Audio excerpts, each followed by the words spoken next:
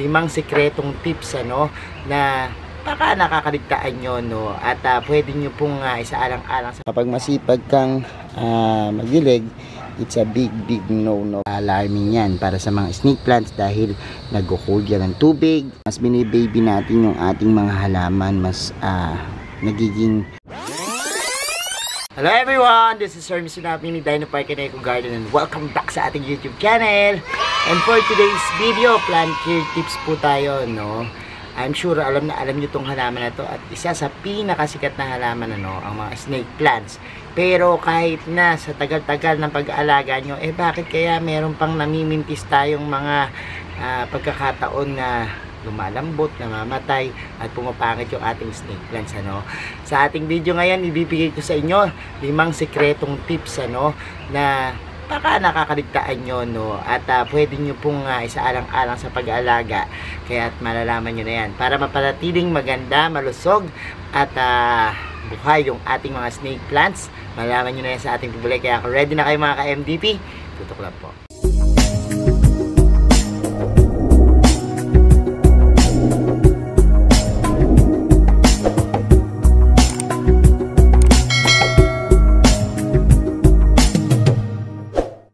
And we're back mga ka-MDP.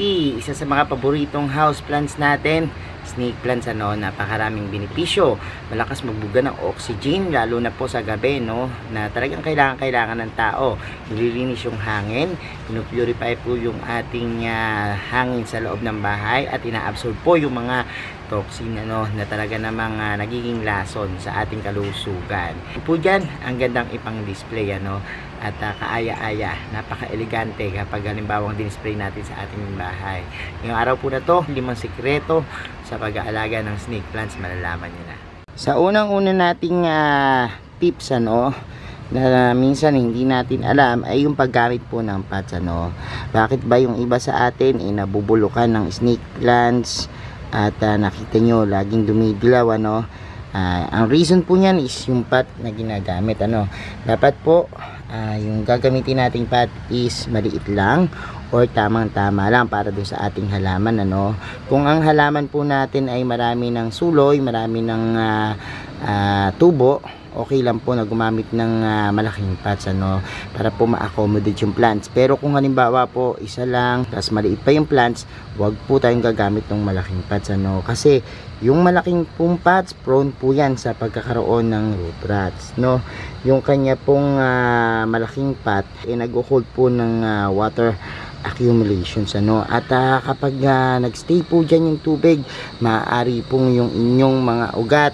ay yan matunaw, maaari din pong pagmulan po yan ng fungus yung lupa tapos po unti-unti niyang bubulukin yung mga ugat na ginagamit ng halaman at ang mangyayari po dyan is magtutubig yung inyong mga leaves and kapag nagtubig na po yung mga leaves nyo yan na po yung simula ng pagpangit ng inyong mga halaman at pagkamatay so iwasan po natin yung malaking pot at kung maaari gumamit lamang ng tamang-tama para sa ating halaman. Sa pangalawa nating secret tips yung pong lupa yung style po dyan kailangan po i-test nyo yung lupa nyo kung ang lupa nyo po ay yan, madikit at hindi buhaghag, medyo delikado po kayo dyan kung ang lupa nyo po ay dumidikit at medyo clay, medyo po alarming yan para sa mga snake plants dahil nag-hold yan ng tubig at the same time kapag halimbawa pong nag-hold ng tubig mabababad yung ating halaman make sure po na loose tapos breathable po yung inyong mga lupa katulad po nito, kita nyo pag ginanyan nyo po maluwag dapat at nakakahinga para pumapasok yung hangin. Ang tendency po kasi kapag pumapasok yung hangin mas natutuyo po yung lupa kaagad at naiiwasan po yung pagkabulok. Yung pong lupa na pwede nyo gamitin, maaari pong pagsamasamahin nyo po yung compost tapos yung mga bulok na ipa katulad nito may mga bulok na ipa or bulok na dakon ng puno or barks, no, para mas nakakahinga siya. Pwede po kayong gumamit ng old garden soil, pero kailangan po haluan nyo siya, no, ng carbonized hull, pwede rin po, at yung mga pinaggamitan sa kusina, pwede rin po, mayaman yan, no. Basta patuyuin lang po, ano, kung halimbawa naman po meron kayong konting pamis, no, pwede nyo po siya, yung mga bato-batong maliliit, pwede nyo po siyang lagyan din, ano, para po nakakapasok yung hangin at nakakapag-circulate po, ano, dyan sa inyong halaman. So kapag pangit ang lupa, maaring pumangit din po yung halaman, ano, kaya minsan nakakita kayo nung parang medyo madilaw dun sa mga dahon na nagiging sanhi po ng pagkabulok, dahil po dyan, ano, yung pagkalat ng fungus. So maganda po yung choices ng lupa din po, isaalang-alang natin, ano, sa pag-aalaga ng snake plants. Sa pangatlong secret tips natin, bawal po yung masipag magdilig, ano. Pag sa snake plants po, parang tinuturing din po yan ng mga succulents, ano, dahil lang snake plants po, kapamilya niyan. Ayaw po niyan ng masyadong dilig ng dilig, no. Kapag masipag kang magdilig, it's a big no para sa mga snake plants, ano. Hayaan pong matuyo muna yung lupa, ano, bago ka po magdilig. Yung mga watering materials nyo po, medyo itabi-tabi nyo po, no, tulad ng watering spray, yung inyong mga hose na yan, laging nakaantabay dyan, at para kayong nagpapaligo na wala nang bukas o wala nang supply ng tubig kinabukasan, talagang binababa nyo, iwas-iwasan nyo po, ano. Mas maganda po na yung inyong mga watering materials, yan, itabi-tabi nyo po. Kung halimbawa sa snake plants po kayo magdidilig, or sa pwesto ng inyong snake plants, ilagay nyo po siya dun sa mga halamang mas matutubig, halamang kailangan ng tubig, mga ornamentals na talaga namang araw-araw nating dinidilig, ano. Pero kapag sa snake plants po, medyo isang tabi nyo muna po yan, ano. Bawal po ang masipag magdilig. Sa pang-apat naman nating secret tips, no, usually ito hindi alam ng iba, no, na avoid po natin yung pagdidilig dun sa central leaves na tinatawag, ano.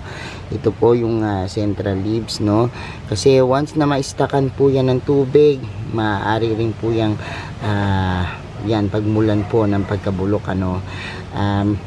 Maaari naman po siyang diligan sa ibabaw, ano, kasi para mahugasan yung kanyang mga dahon, pero make sure lang po na wag mag-stack dito yung pinakatubig, ano.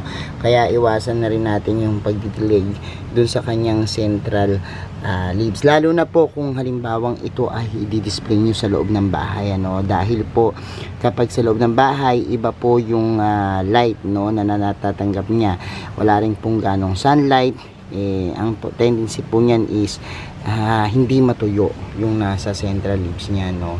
At gawin po natin, kung magdidilig po tayo at halimbawa nasa loob yan ang bahay, dito lang po sa paligid niya, no, tayo magdilig, ano, para maiwasan po natin yung problema na yan. Kapag natuyo na po yung lupa, tsaka po tayo mag-spray.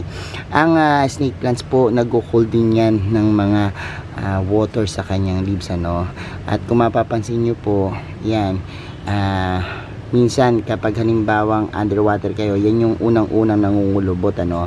Pero kapag overwater naman po tayo at talagang nagsisitiin dyan, at ito po ay nag-absorb ng maraming tubig, yan po ay didilaw, ano. Makikita nyo magiging luminous yung kulay po ng inyong mga dahon, tapos mamasama sa, ano, yan po ay overwater. At the same time po, magiging brown naman, ano, kapag halimbawa naman pong affected ng fungus po yung inyong lupa at umakyat na sa kanyang mga dahon.